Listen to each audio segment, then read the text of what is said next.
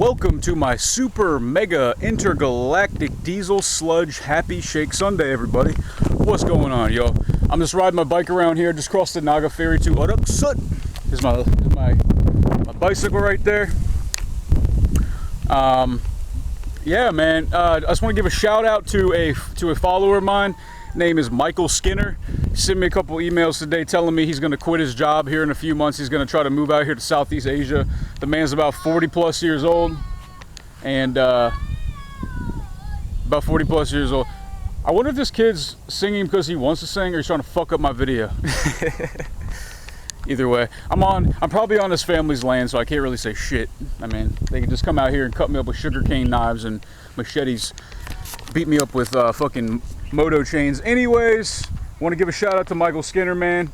Best of luck to you guys. Look, if you guys have a big idea, and this, I mean, like, as corny as this sounds, I know it. Like if your dreams give you butterflies in your stomach, like if they make your nuts go up into your body, if your pussy, I guess, gets tight and long and fucking loose and flappy. That's probably the same thing for a girl, like when she gets all nervous and shit, or dreads something. I don't know. But yeah, man, fucking dude, like, life is too short, man.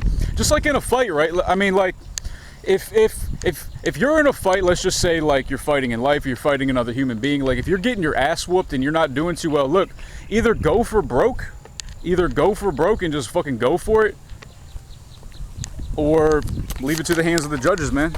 Leave it to the hands of chance, fate, whatever the fuck you want to call it, dude. So that's my advice to anybody watching right now, man. Like you guys work an unsatisfying line of work, you're in an unhappy relationship, and you constantly think about making a change. You're like researching ways to better your life, like, oh, can I travel here, can I try this new industry? And we all do it, man, but very few actually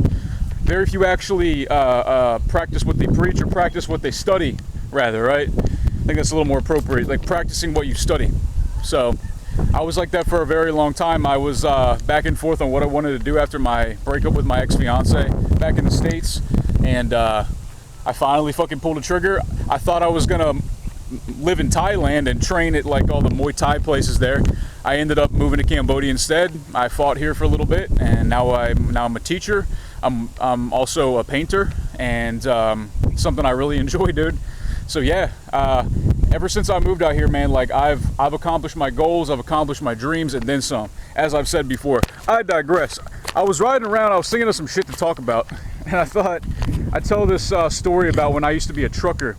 For those of you who don't know, like, the term trucker, a trucker is like somebody who drives like a long haul truck.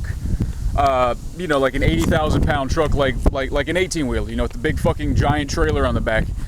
I think you guys know what I'm talking about. I used to work for this company in America. It's called CR England. And at the time, like before I started working there, I was living in my uncle's house in Alexandria, Virginia. I was sleeping on his couch every night. I had a girlfriend at the time, Cameroonian girlfriend.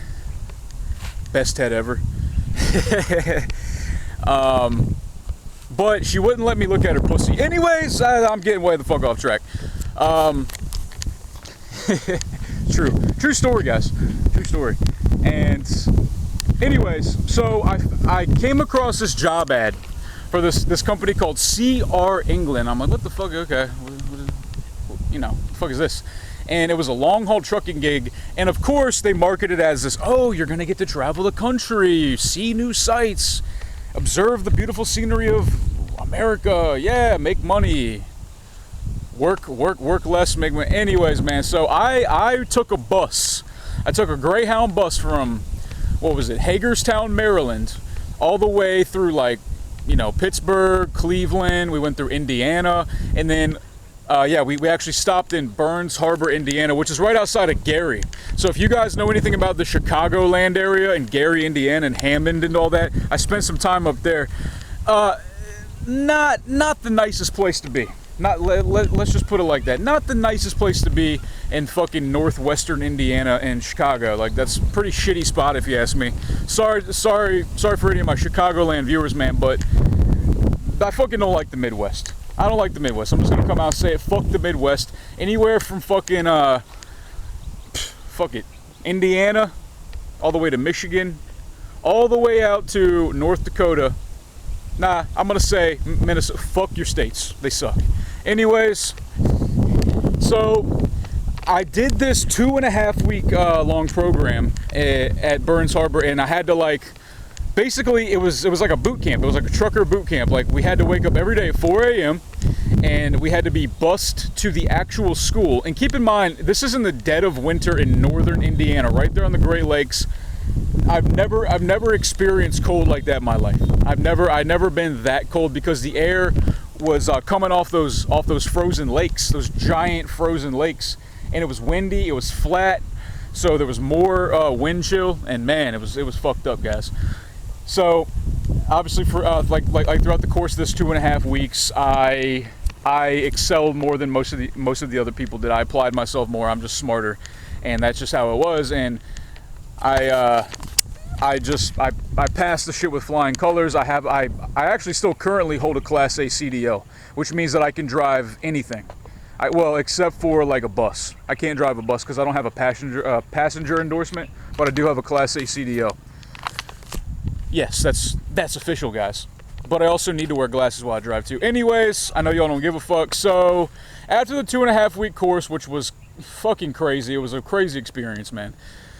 Just being around a bunch of truckers, and you wouldn't believe how many guys failed. You wouldn't believe how many guys failed the program. Like they just couldn't remember, you know, because we had a 110, what was it called? A 110 point inspection test.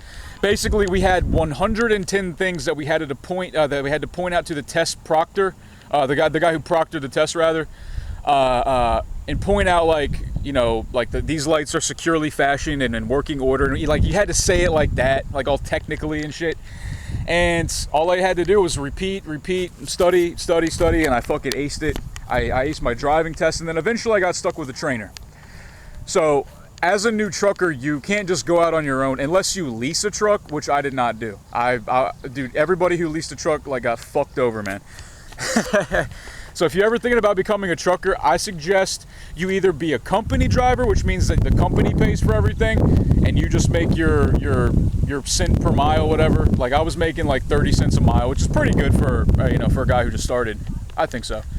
And anyways, yeah. So I got with my first trainer. His name was Glenn Helms. And he was a gentleman from California, and he worked for CR England as well. And his job was to train me. And he had been driving for only a couple of months, and then he decided to take on a trainer position, and I was his first student. And it was very evident that he had never worked with anybody before. Hold on, let me check my time. I don't give a fuck if it's 8 minutes, guys. Like, my videos are gonna be long sometimes. You don't like it? Watch fucking Troy Nien with a shitty look on his face all the time, sending people stupid fucking emails with a small cock. I digress. Yeah, so his name was Glenn Helms, and at first he was cool, like he was alright, but he had this fucking look in his eye. He just always had like that wide-eyed kind of like, is this guy gonna break or something? Is this guy gonna break, like as in, is he gonna like fucking freak out and do some dangerous shit to me? Or I don't know, man, like this guy, But he was nice enough, but I was with him for a total of 2 weeks.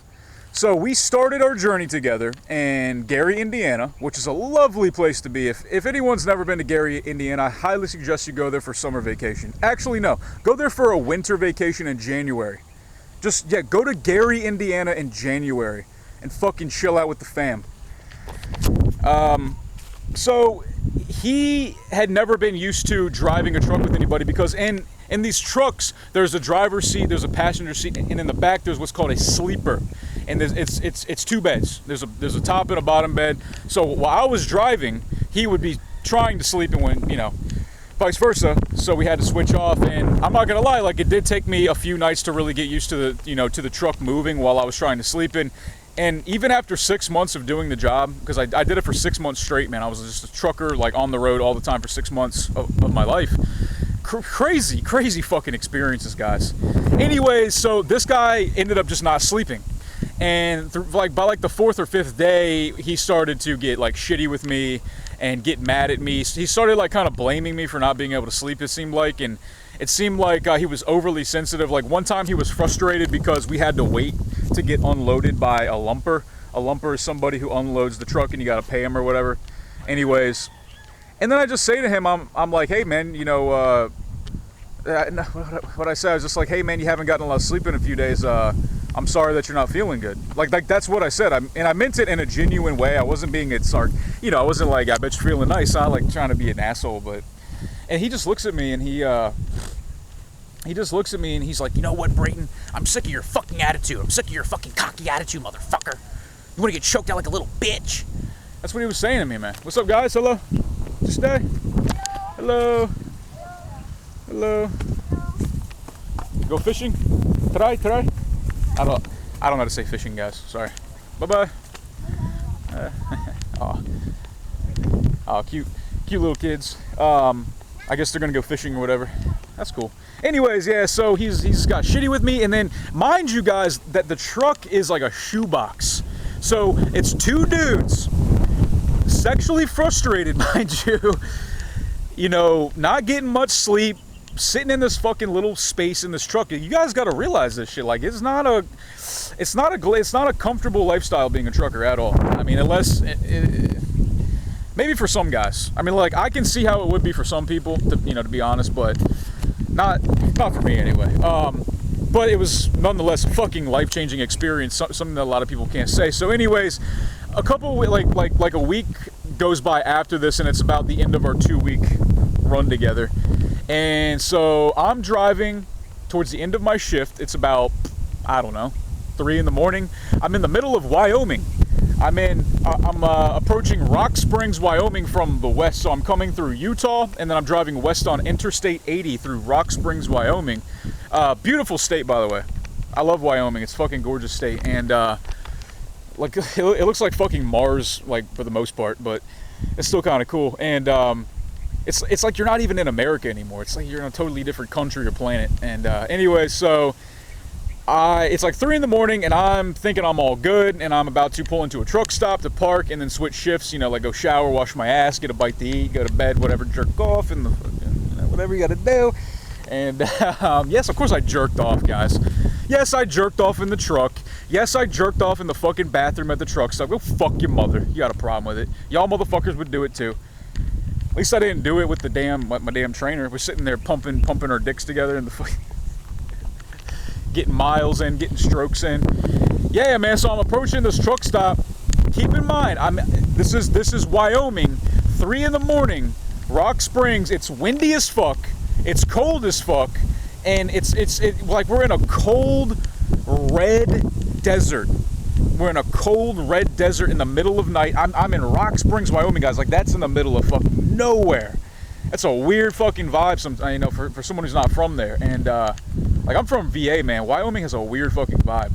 But it's beautiful, but it's a weird vibe for me. Anyways, so I pull into town, and then what I do is I can't find a spot to park. I cannot find a spot to park, and so I end up leaving the parking lot. I try to find another truck stop, but what happens is, obviously I don't know Rock Springs, but I follow the GPS in the truck and I go down a back road, and I realized after a couple of minutes that I fucked up. Like, I shouldn't be going on this road in a truck this large, because in a truck that big, guys, you have to realize this thing is 70 feet from the grill of the truck to the back of the trailer. It's 70 feet long, and you cannot make a tight turn in that motherfucker, man. It was a road.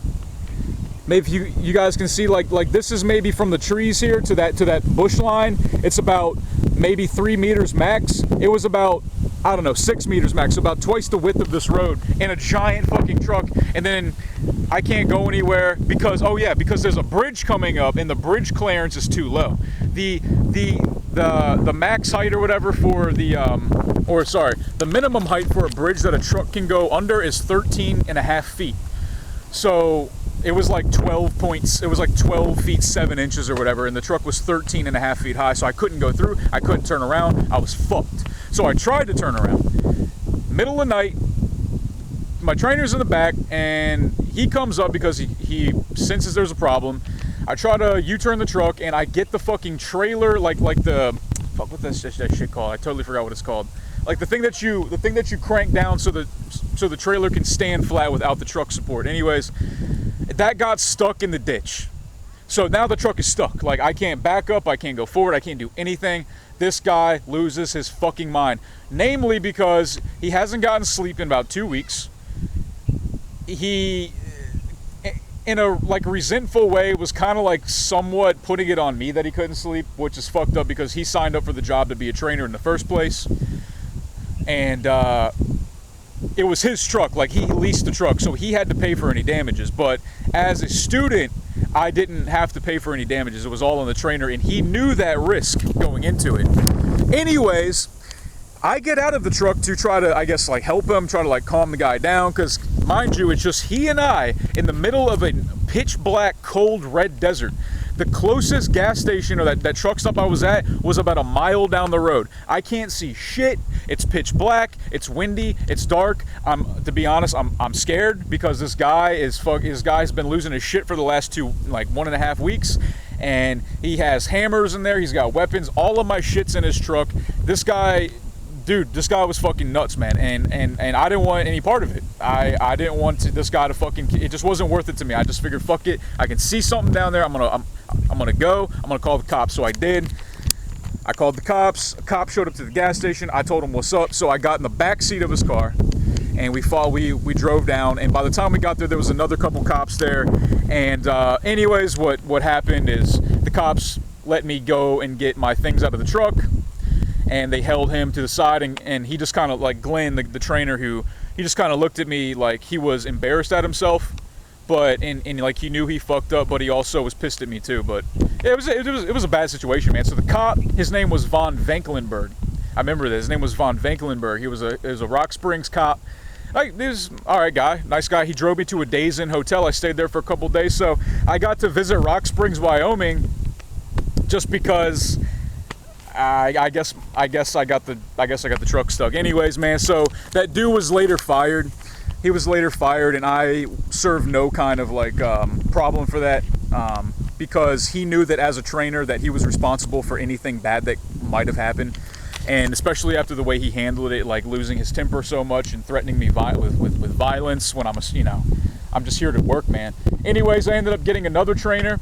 His name was Doug. We had a great fucking time for a couple weeks. We fucking clicked on everything. He was more like my level. And then I had another guy.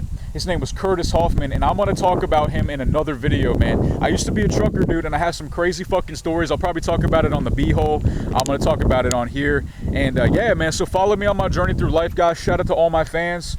I love everybody who hates me, who loves me. I'm gonna keep doing my thing, man. And like I say, love me or hate me, y'all motherfuckers like what I do. Y'all motherfuckers respect me. Like I said, love me or hate me, you guys watch my channel for a reason, and that's no fucking joke. Peace.